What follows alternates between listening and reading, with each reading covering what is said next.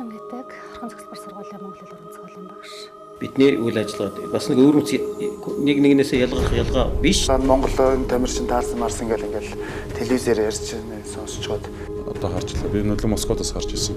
Москва жоохон тийм байхад хүний хэрэг биш юм шүү дээ. Морог төрөө хэрэг 1970 онд миний аав хийсэн үг. Манай тэгэл хоош. Ингээл нэг 9 орн байсан. Манай нэвтрүүлгийг хүлээж авч үзсэн.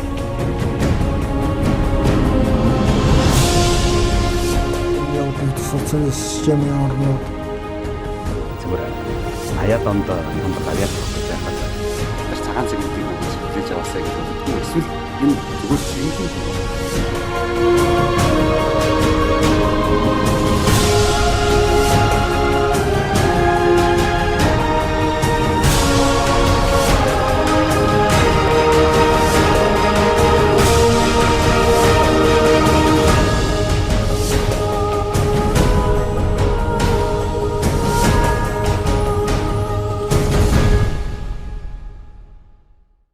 Сайн бацгаана үзэгчдээ та бүхэнд орой минь төргий. Эрдэнэ телевизийн уран бүтээлчдээс үзэгч та бүхэндээ хүргэдэг сэтгэлээ чин сэтгэлийн ярилцлагын энэ удаагийн дугаар эхэлж байна. Тэгэхээр энэ удаагийн дугаарт оролцохоор бидний урилгыг хүлээн авч манай студид хүрэлцэн ирсэн зочныг үзэгч та бүхэн маань бас надаар хэлэлтгүй сайн мэдж байгаа. Гэхдээ Монгол Улсын төрийн сойрхолт дуучин камертон хамтлагийн ахлагч болд.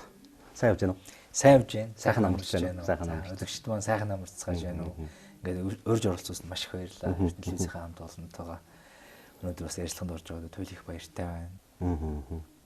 Тэгэхээр зөв үе тэнгийнхэн чинь гэдэг юм уу үзэгчид чинь за хөгжмийн ертөнцийнхэн болдог их хөдөлмөрч, шаргуу хөдөлмөрч хүн гэж ярьдаг. Ер нь хөдөлмөрч юу?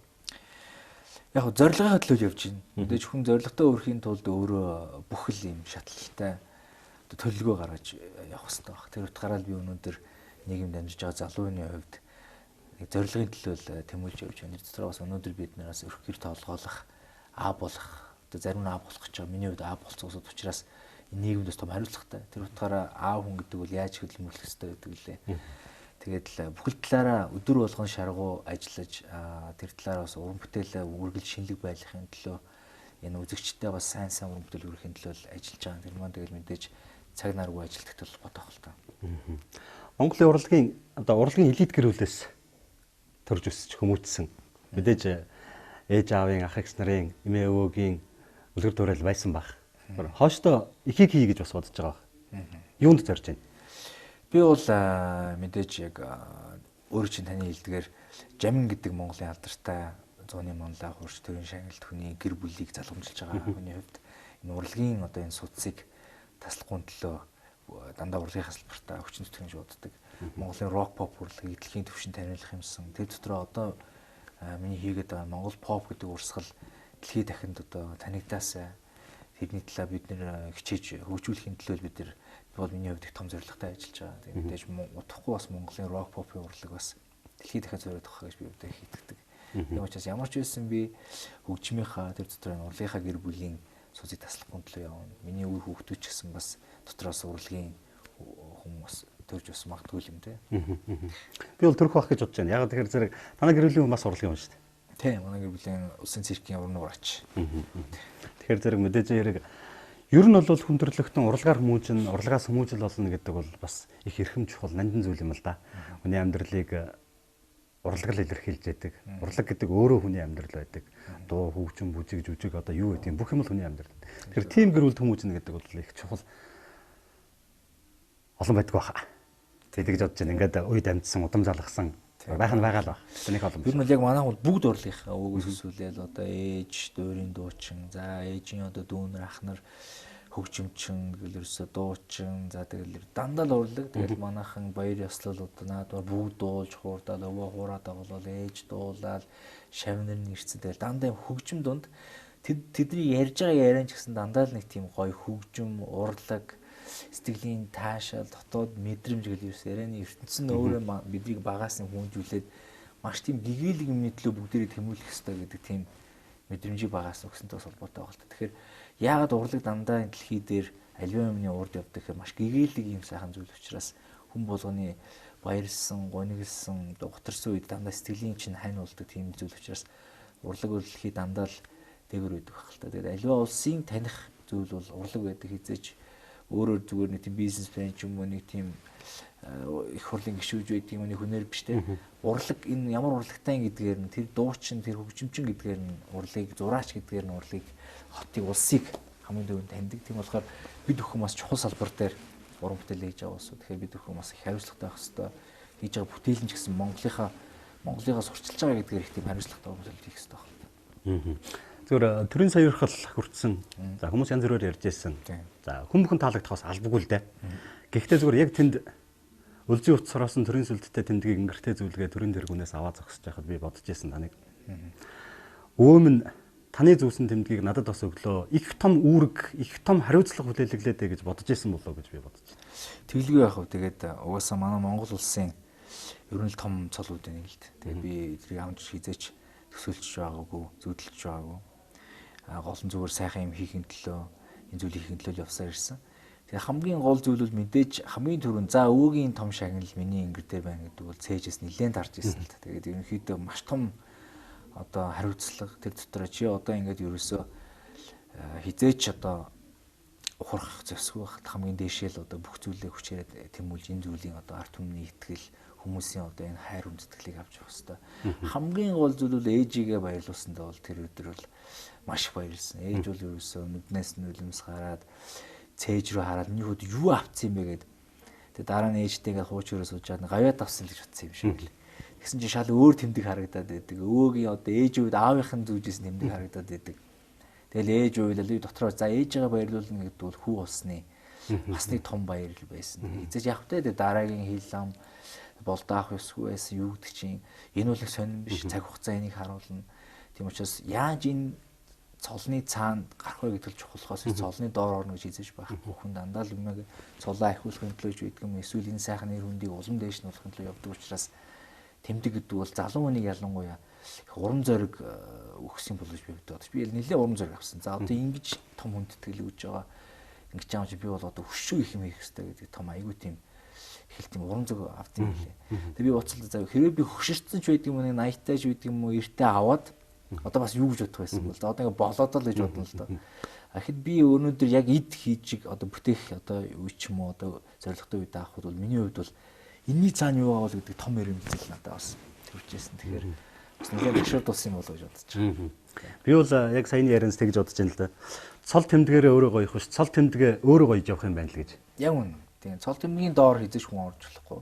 Энэ бол зүгээр хүнийг дахиж дээш нь ингэж урам зоригхийн төлөө өгдөг цол учраас одоо чи болоо гэдэг дээрээс нь таглаа тавьж байгаа үг шүү дээ. Тийм учраас тэрийг авснаар өшөө би дээшээ цолоороо гоёх биш. Өөрөөрөө цол нь одоо тэр хүнээ гоёх тийм л гоё юм зүйлүүдийг бүтээх ёстой байх л та. Камертон хамтлаг одоо ер нь дахиад дараагийн тоглолтуудыг төлөвлөж байна уу? Камертон хамтлаг шинэ CD-ний бичлэгэнд орсон явж байна. Сая бид нэр манай Ганагийн тоглосон давхар цогцолтой киноны дууг дууллаа. Удахгүй клипэн дуу гарах бах. Ирэх жил манай Камертон хамтлаг 20 жилээ болно. Бид бүхэн бол бас фануудад зориулаад маш сайхан бүтээлүүдийг тоглолтуудыг төлөвлөгөөтэй ажиллаж байгаа. Дуучнаас гадна бас жүжигчин кино тоглосон. За миний жүжигчин гэж бол одоо бас хэлж болохгүй баг. Зүгээр тухайн үед тэр кино хийж явах үед яг намайг тоглуулдаг санал тавьсан л. Тэгээд би өөрөө бодсон яагаад гэвэл би чамд хайртай киноны одоо кинонд дэр бол миний аавын тэр юу бол хийлч хүн байсан. Тэгээд одоо тэр дараа нь тэр хийл нөөлж ирэх цаг хийл дарах гээл ер нь царайны дүрэг ч юм уу ерхэд их ойролцоо тэгэл надад санал тавьсан л да. Тэгээд би яг зүгээр эхэндээ бол нэлээд л айж цэрвж ийсэн. Тэгээд сүүлдээ тэгэл манай кино баяхан ч гэсэн ярьсараа тэгээд би за тоглоё даа гэд тоглосон. Тэгээд мэдхгүй ямар усны бол мэдэхгүй байна. Зүгээр хамгийн гол зүйл бол би тэр киноны хөгжмөөр ажилласан миний бол том ажил байсан. Тэр киноны хөгжмөн, киноны дуу тэр болгонд ажилласанд бол сэтгэл өндөр байд. Тэр киног үзээд би тэгж бодож байсан. Зүгээр яг дуучин биш зүгээр хийлч гэдэг хийлч болд гэдэг хүнийх нь хувьд нөгөө ханга над мандлын аваач гэж хэлдэг шүү дээ.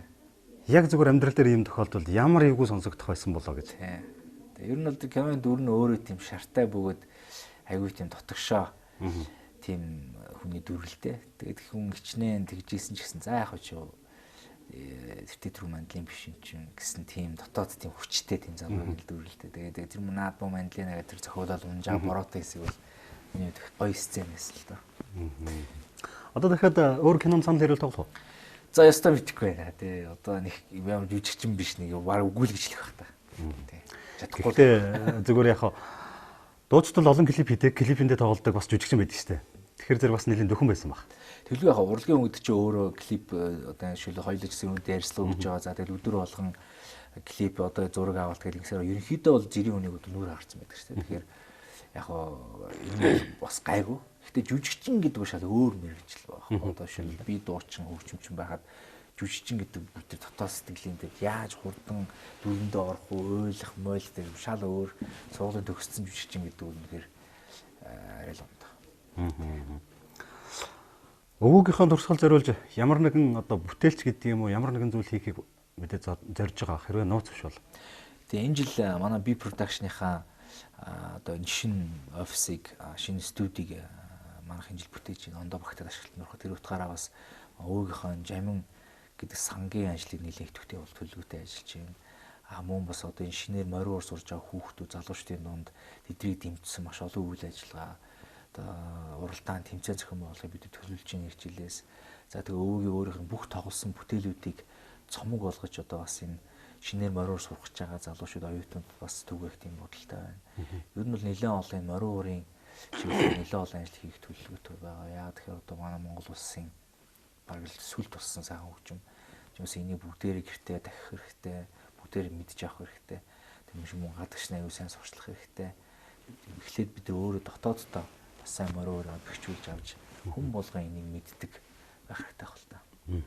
Танай гэрт мориор бий. Байлгүй яах вэ? Мориор цартаа мориор.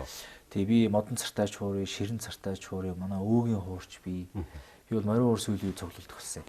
Бүх хийцийн одоо ямар хийц гарч исэн, ямар ордны одоо их гэрийн хуур, баг гэрийн хуур, ордны хуур гэл одоо манай хааднууд ч дандаа тийм өргөн цар өрөндөө зориулаад тэр үед хуурын том жижигээр хийдэг байсан. За тэгээд одоо сүйлүүд гарсан модон цартаа хуур гэл за өвөр Монголын хийсэн хийцийн хуур гэл янз бүрийн хуур цуглуулж байгаа л та. Хурц бас дотор их олон янз байт юм шиг байна. Ямаа хуур муур гэдэг ингээд янз бүр л байт юм шиг байлаа. Одоо хэдэн хурд болсон? За нэг 10 хэдэн хуртай байгаа. Тэгээд хуур бол гэхдээ тийм хурдын хийж юусоо болдгоо гэж яа тэгэхээр тэр мастертаа захиалаа тэр модзоо сонгоод ингээд бүр аюулгүй нарийн хийцтэй байдаг учраас маш хурцтай суулгах хэцүү. Эсвэл бүр дээрийн хуурыг олж авах ч юм уу гэл. Өвөг чи хуурнаас өөр бүр нэлээд дээхэн үе хуур байна. Дээхэн нэр өвөгийн л хуур байна да. Хамгийн дээхэн үе бол одоо могоон цартай. Өвөгийн залуудад тоглож байсан хуур. Их үнэтэй зүйл байна. Мэдээж энэ бол өнгөр хэмжигдэх зүйл. Өвөгийн тоглож байсан хуур тэр дотроо бас манай эмээгийн 1950 одоо 2-3 онд тоглож исэн могоон цартай хуучрын гэдэг. Тэгээд тэд нар бол үнэхээр өнгөр хэмжих зүйл л дээ. Яаж өнгөр хэмжих вэ? Монголын хөгжмийн урлагийн түүх байгаа юм чинь гэж хэмжих аргагүй шүү дээ.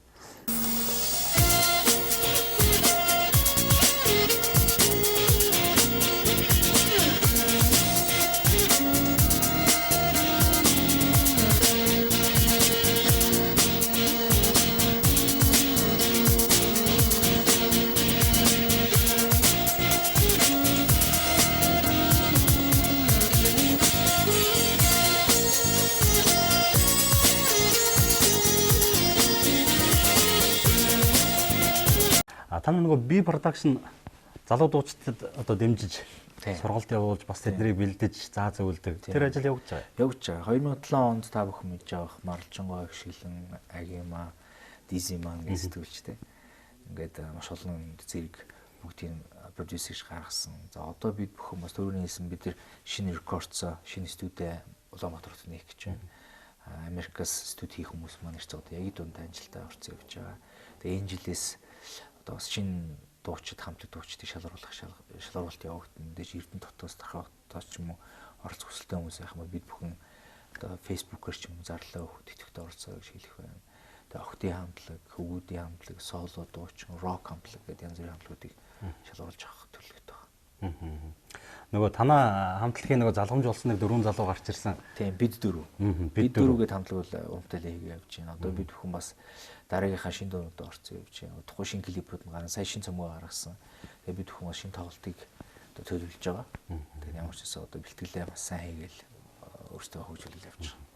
Ер нь одоо яг танаа дөрөв та дөрөв бол одоо тус тустай бас ингээл уран бүтээлээ хийгээл тус тустай амьдралаа хөгөөл яваад байна. Тийм одоо мэдээж бид нар чи өнөөдөр 14 5 та хүүхдүүд биш учраас өөрөөсөө хувьдаа ажилтай болсон. За мэдээж бас урлагтаа мэдээж энэ Камертоны 20 жилийн хойд зөрүүлсэн бүтээлд орцсон байж байгаа. Манай Ганаа маань телевиз хариуцаад явж байна. Ниба газар тариалангийн ажилтай болсон. За манай медиа маань бас ингээд урлагийн ажилтай бас байж байгаа. Ямар ч бид бүхэн нийлээл одоо 20 жилийнхаа тэр дотор хамгийн маш гоё дуутай цомог гарах төлөвтэй ажиллаж байна. 20 жилийн өгснөөс 20 жилийн өмнөхийг нэг эргээд урсаач. 20 жилийн өмнө бол тэгэл өөртөө чи ярьцлагын гэдэг бол маш хол байлаа шүү дээ. За яг одоо телевизээр гарна гэдэг бол үнэхээр хол байлаа. Гэхдээ бид бүхэн нэг л зүйл байсан. Ямар нэгэн байдлаар зорилгодоо хүрэх ёстой. Бид нар ямар ч хоолгүй ч үе байсан, ямар ч хувцсгүй ч үе байсан. Бүх л юмны төлөө яаж энийг ингэж хийвэл тэр нэг гэрэл рүү очих вэ гэдэг ингэ очихын тулд бид нар маш сайн л одоо хамтдаа дөрвөлээ гар хөтөлцөл явсан л да. Тэгээд хамтлаг гэдэг бол ерөөсөө биеийнхээ төлөө ер нь хамт олон гэдэг үл биеийнхээ төлөө нийгэм зорилготой байж амжилтанд хүрдэг бол мэдээж телевизийн байгуулагч тэр бүхэл газар тэр. Тэгэхээр бид бүхэн хамтдаа гоё юм хийдэг тийм сэтгэлгээг л Монгол улсад илүү түгээмэл болгох юмсан. Манайх дандаа тийм ганцаараа гэдэг тийм юм их юутай. Бүгд нийлээл ингэж нэг сэтгэлтэй л байх юм бол Монгол улс бол баг хинийш дагуулахгүй гайхамшигтай авьяастай мэдрэмжтэй юм лар том баг л та.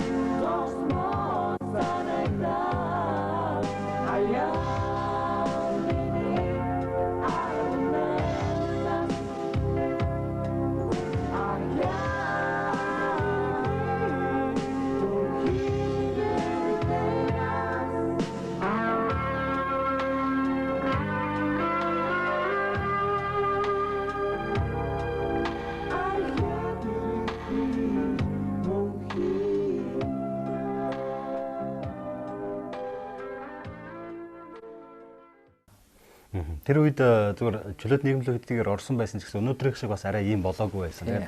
Тоглолт хийхэд одоо хувцс хунаар инээ тэрэгэл зөндөө асуудал шаарддаг. Тэр болгонд яаж хэн тусалж вэ?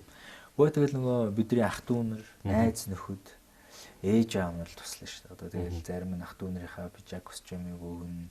За тэгээ найзынх нь ах нь гадаадаас ирсэн байвал гайгүй хувцсуудын бид нар өмсөн. Тэгээд эсвэл тэр үед нэг тийм хувцсны дэлгүүр байл тэднэртэйгээ яриад хувцс хүнээр бид нар бас одоо ингээд бартераар ч юм уу одоо дараа нь ингээд эсвэл зурчлыг гээл тэгвэл тийм сурталгааны гэрээч сүртээж байгаагүй. Холцоол тэгээд бид бүхний аюу их дэмждэг байсан тэр үед чинь тэгэл бүтээгч залуучууд их л дэмждэг байлаа шүү дээ. Танаа нэг клип явах цаг боллоо гэдэг.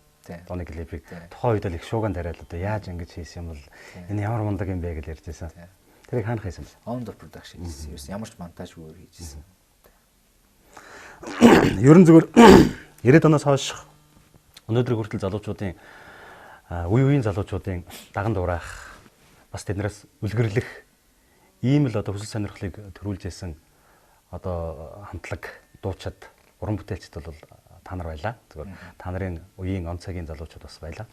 Тэгэхээр нийгмийн хөгжлийн түүчээ байх хэцүү юу? Тийм хөгжлийн түүчээ байгаас л урлаг гэдэг бол өөрөө нийгмээсээ заавал төрүүлж авах хэрэгтэй. Тэгэхээр яг хэцүү.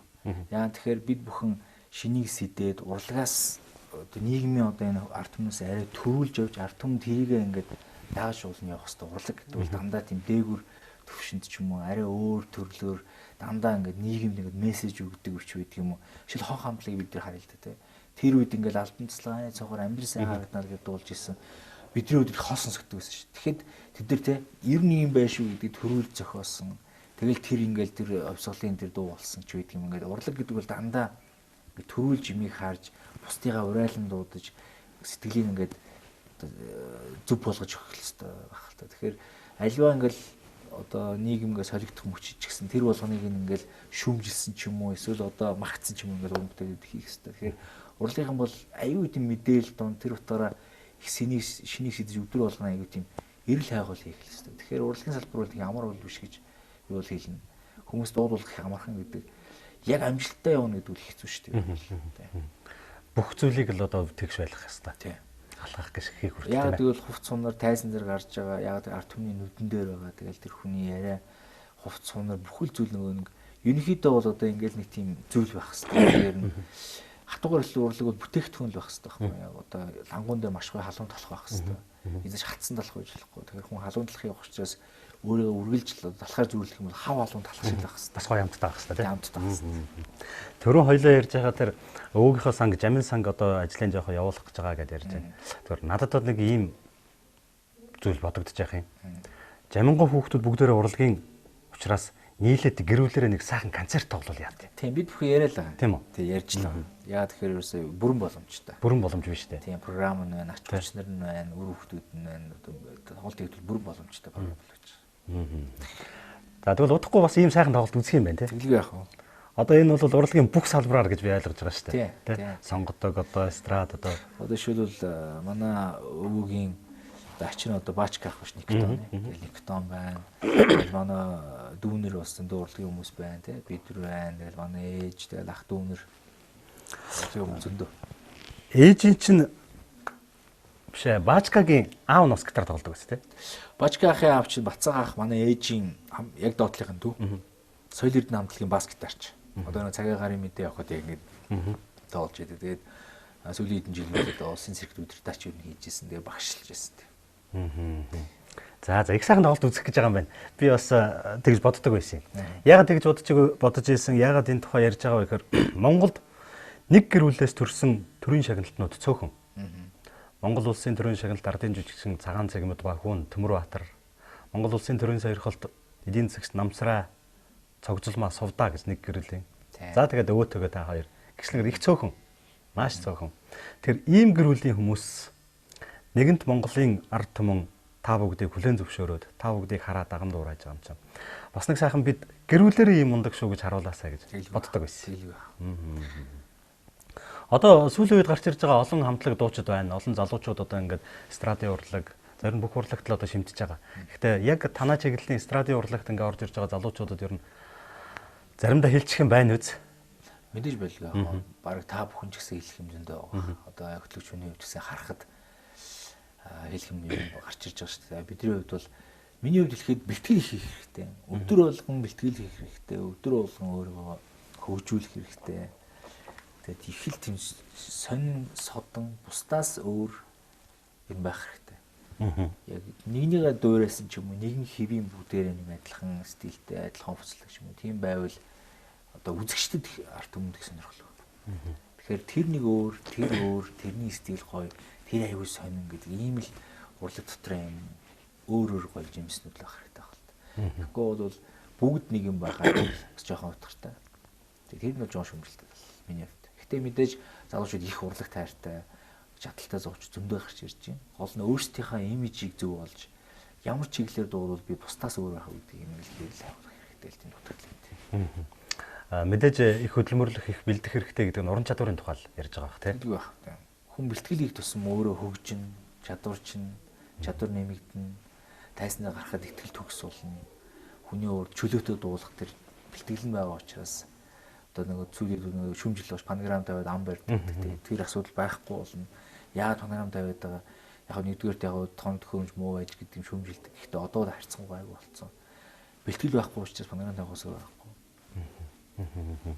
Ер нь тайзан дээр гарах хүртэл сургууль хийх чухал хэрэгтэй тийм ээ. Яг одоо тэгэл бэлтгэл хөгжмөө тохируулах, бүгдээрээ бүх програмаа биелдэх, хоолойгоо халаах.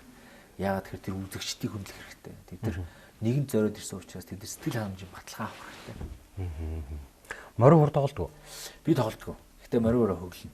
Хөглөх үү те. Тэгээ бараг л тоглолт юм байна хөглөнө гэдэг. За хөглөнө гэдэг чи одоо тоглох хэцүү. Би нөгөө л нэг гэрүүлийн концертыг л дахиад сонирхол эхэллээ л те. Тэн дээр магадгүй Монгол улсын төрийн сойрхолт дуучин болд хийл хөгжмөр энтийн өндөр болонтыг тоглоно гэл. Тийм тэглүү яах вэ? Би бол хэрвээ тоглолт идэх бол заавал тоглоно. Хийлийг бол.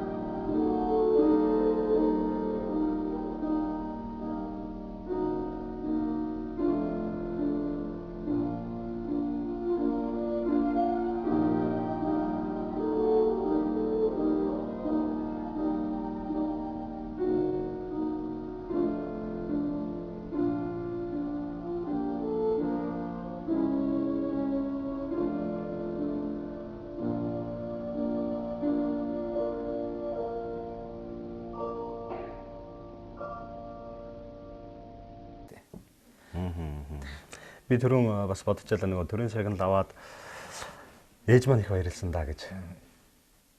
Ээж нь их бахархсан баг. Магадгүй ээж чинь Монголын сонгодог урлагт бас хувь нэмрээ оруулсан, гавьяагаан байгуулсан мундаг дуучин хүн. Ээжийн хүрээгүй амжилтанд хүүн хүрсэн. Ээж нь аавыгаа л тийм мундаг гэж бодож байсан. Хүүн бас тийм мундаг байсан. Их л бахархаж исэн баг гэж би түрүүнд бодож байлаа. Тэглүү яа тэгээд хүн ер нь миний ганц боддог юм байдаг. Ээжийг их олон баярлуулаад ах гэсэн гэл. Тэр бол үнэхээр гайхамшигтай баярлуулсан гоё мөч байсан л та. Тэгээд баярын нулимс ээжийн нүднээс гаргана гэдэг бол маш үнцэнтэй. Тэгэхээр би тэрийг яг төрийн ордны шатан дээр л яг мэдэрсэн. Тэгээд за одоо бол би үнэхээр одоо бас болж байна. Одоо ээжийн ийм сайхан хошоцсон юм чинь цаашдаа бол сэтгэл урам зоригтой өглөмөглөн өшөө дахиад яаж баярлуулах вэ? Юу гэдэг хүний хамгийн амин эрд нь бол ээж аав шүү дээ. Ээж аав хоёр маань одоо байхын хугацаанд бид бүхэн ээж аавд үргэлж өртөө үргэлж эдрийг хайрлах юмсан гэдэг ийм зүйл дээр л залууч бид сайн бодож л байх хэрэгтэй. Тэг мэдээж манай өөрөөхдүүд магадгүй эргээл намайг хайрлах биз. Мэдээж. Тийм учраас тийм үлгэрдүүрэл үзүүлэх хэрэгтэй. Одоо бид бүхэн. Монгол эстрад урлаг, поп урлаг дэлхийд гарахад одоо ер нь юу шаардлагатай вэ? Мэдээж энэ бол том урлагийн бодлого.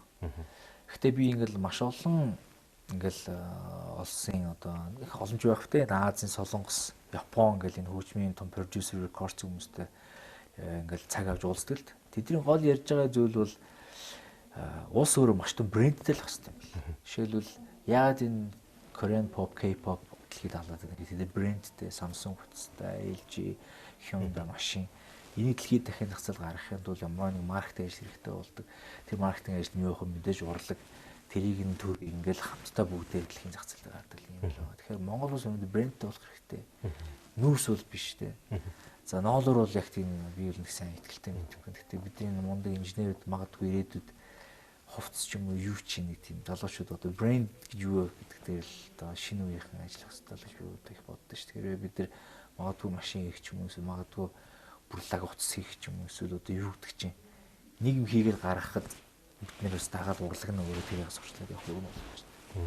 Тэгэхээр Монгол бас брэндтэй л байх хэрэгтэй. Өөрөөр хэлбэл монголоор л байж дэлхийд гарна гэсэн үг байна. Монгол хэнийг ч дөөрөөд гарах юм бол тэр том зах зээл дээр тэрнээс илүү хүмүүс өндөө байгаа учраас баг гадаадын гуйлгчнууд нь маш гоё дуулж чаддаг шүү дээ. Гудамжинд малгайгаа тавьчихсан. Бараг л тайзан дээр байхгүй мундаг дуучин дуулж идэх байхгүй. Тэгэхээр тэр том зах зээл дээр тийм дуучин гуйлгчин байхад бид нэр өөрсдийн өв соёл гэдэг юмараа ялгарч шал ондоо юмар л гарч ирж иж залуучдын одоо тэр дэлхийд дахин маш тийм сонин зүйл болно. Тэр утгаараа Монгол pop гэдэг юм тийм утгаараа би хийгээд байгаа. Одоо тийм уртын дуутай, мөртлөө pop хөгжимтэй, үндэсний бүжигчин мөртлөө орчин үеийн хөгжимтэй, гэсэн мөртлөө тэр дуулалт хэлбэр нь pop хөгжимтэй, гэсэн мөртлөө цаанаа тийм Монгол цус байдаг. Клипийн ч гэсэн тийм гэдэг имийг л өөр аймагт хийгээд байгаа. Тэр мэдээж хэрэг яг энэ зүйл дээр Монгол хүн бүхэн зүрх сүржигэн ярьдаг хүмүүс байдаг. Монголын төлөө цохлох зүрхтэй хүн бүхэн гэдэг. Тэрэн шиг Монголын төлөө цохлох зүрхтэй хүн бүхэн л энэ дээр бас анхаарлаа хандуулж дэмжиж тий. Бүгд л санаа зүрхээ нэгтгэж ажил дэлхийн давцанд Монгол гэдэг улсыг дахин шинээр гаргаж ирнэ гэсэн. Хиос нөгөө гадны үнийг муу гал эсвэл хятад байлаа гэл инхийн оронд бярч чадлаараа тэр дэлхийд оюунаараа бидэрлэг гэдэг л харуулах хэрэгтэй байх л та. Одоо дээрүүд бол Чингис хаан маань одоо элдийнхээ хүчээр тэр үед бол тийм шүү дээ. ертөнцийн талыг хийсэн. Одоо бид нэр оюуны хүч авьяасаараа дэлхийг эзлэх хэрэгтэй гэдэг том амбицтай байх хэрэгтэй байх л та. Тэгж ижил бид нэр илүү амжилттай болох. Одоо бол цэлэн бариад явах юм бол яах вэ те. Байхгүй учраас оюуныхаа тархиар одоо бүх юмыг л шийдэх хэрэгтэй байх л та. Шүлэг хэрэгчдэг бай. Би нэг сайн бишээ. Тэгээд сүүлд харин өөрийнхөө эдэн зохиосны шүлэг их оролцсон. Одоо би дурлмаар байна. Ч юм уу ингээд одоо шүлэг дээр нь ажиллалаа. Гэхдээ голцоо би шүлэг бичдэг хүнд нь л даатах дуртай. Тэр маань өөрсдөө үнхээр гайхамшигтай бичдэг хүнтэй хамтарч ажиллах дуртай. Монгол поптой одоо төрийн шиг Баогийн лагсрангуан шүлэг бий. Манай алдартай эренчингийн Чойнын гуан шүлэг бий. Тэр одоо том хүмүүсийн шүлэг зөндөл. Тэдний шүлэг дахин давтах шүү гайхамшигтай. Би яагаад гэж асуусан бэхээр зэрэг сүүлийн үеийн Монголын дууны яруу найраг жоохон тийм эвгүй хандлагатай болсон. Хүмүүс дууныхын үгийг айгүй шүүмжилдэг болсон. За өмнө нь бол одоо Үржингийн Хөрлбаатар, Шагдар сүрэнгийн Гүрбазар, Баогийн Лавсран гэдэг юм уу те. Жамцын Бадраа энэ төр гэхээр тэр бол үнэхээр гайхамшигтай яруу тансаг тийм үг байдаг байсан гэж ярьдаг. Тэгэхээр тийм учраас л би бас асууж байгаа юм л да. Энтэй бас санал нийлэх үү? Тийм, манайх бол их утга уянгийн тэгээ одоо шил Оросын одоо энэ тал яруу найраг талын сэтгэлгээтэй хүмүүс л дээ. Тэгэхээр тийм одоо яг өөр жилдээ тэр хүмүүсийн яруу найраг хэлбэрээр дууны юм бичдэг. Яагаад тийм болсон гэхээр нөгөө гадны их урслууд Монголд орж ирээд R&B, rock, альтернатив төрөл дандаа зүгээр байгаагаар бодтой шууд ярьдаг чиглэлийн тийм бичлэгүүд гарч ирээ. Тэрийг илүү хольсон баг л та. Тэр утгаараа бас жоохон хүмүүс шүмжлэлтэй л байж магадгүй. Яг зөвөр би бас нэг хүнтэй ярьжсэн ч тэр нэг зохиолын дуун дээр нэг ийм дуу байсан. Гэрээчээ хаяг хаана үлээ ч үл юу лээ утасны дугаараа хэлээч ч үл нэг тийм үгтэй дуу байсан. Тэгээ тэрийг шүмжилж ярьж байхын би сонсохгүй. Тий. За битүүрийн ер нь ярилцах цаг өндөрлөлөө. За. Тий. Тэгэд цаг хугацаа их хурдан явах юм. Ягаад урд явах юм гэдгийг олон зүйл дээр бас хэлмээр байна. Саяхан л 20 жилийн өмнө камертон хамтлаг гэдэг анх гарч ирээд л тухайн үеийн үеийнгийн залуучуудаа байлдан дагуулад Монголд бас нэгэн шинэ цагийн сэрүүлэг болж исэн ийм залуучууд өнөөдөр хэдийн аав ээжүүд болоод хэдийн одоо Ахмад уран бүтээлчд болж тэ. За бит хоёрын нэвтрүүлэг ч гэсэн бас дөнгөж сая л эхэлж байсан одоо ингээд дуус болсон байна. Тэгэд нийгмийн хөгжлийн түүчээ болдог уран бүтээлчд та бүгдийг харж залуучууд та бүгдийг харж нийгмийн одоо тэр бүтээн байгуулалтанд оролцож байгаа ажилчид амьдралаа тийм байх юмсан, ийм байх юмсан, ингэж сайхан амьдрах юмсан, энэ хүн яаж юм болдгийм бол гэж даган дуурайх тийм сонирхол их байдаг. Тэр манай Эрдэнэтийн залуучуудад бас сайхан үг хэлээд нэвтрүүлгээ өндөрлөе гэж бодож байна. За мэдээж хамгийн их одоо барилжаа зүйл нэвтрүүлэгтээ маш би богинохон ярьцлах болох л гэж бодсон. Тэгээд хоёулаа их гоё яриа боллоо миний хувьд. Тэгээд мэдээж манай аав бол Эрдэнэт хотын анхны архитектор байсан, ерөнхий архитектор байсан. Аавын зураг нь музейд хийдэг Эрдэнэт их бахархтын зэргээр. Тэгэхээр бас Эрдэнэт хотод би их хайртай. Яг тийм миний аавын одоо хот төлөлтөн дээр нь ажиллаж исэн юм сайхан хот гэж бодохоор надад их тийм сэтгэл тойр өгдөө. Тэгээд мэдээж бидний хамгийн чухал зүйл биеийг л хайрлах хэрэгтэй. Биеийг л хүндлэх хэрэгтэй. Хүнээ хайрлах хэрэгтэй. Мэдээж залуучууд бол том зорилготой л байх хэрэгтэй. Гэхдээ хит тийм өөрөө чадахгүй том зорилго хизэж битий тавь. Хизэж битий хүнийг дагаж тэр хүн бамдаг баян гэд хизэж битий тэрэн шиг болохыг тэмүүл.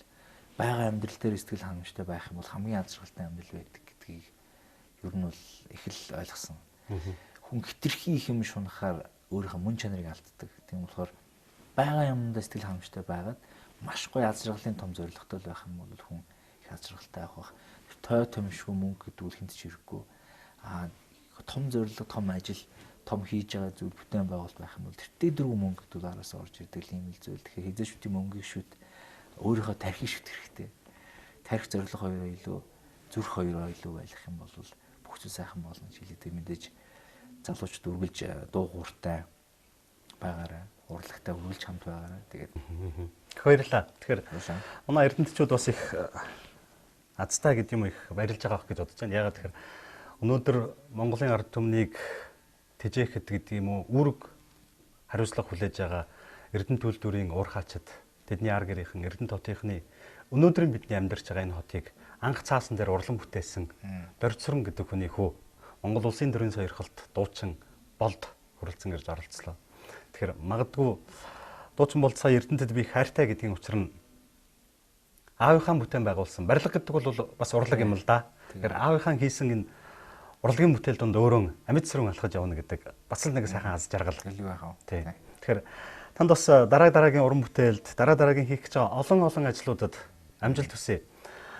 Монголын урлагийн цэлмэг хөх тэнгэрт өдрийн одод шиг гэлэлцсэн өвөөгийнхэн араас мөрийг нь замнан Монголын ард түмний зүрхэнд нь тархинд нь үргэлж дуугаараа их шиглэж үргэлж Монголын ард түмнийг урайлан дуудаж байгаа. Амжилт хүсье. За их баярлалаа. Хичээнэ. Бидний үлдсэн нэвтрүүлгийг хүлээж авч үзсэн үзэгч та бүхэнд их баярлалаа. Бидний нэвтрүүлэг энэ удаагийн дугаар өгөр өндөрлж байна. Дараагийн дугаар хүртэл баяр та үзэгчтэй. За баярлалаа.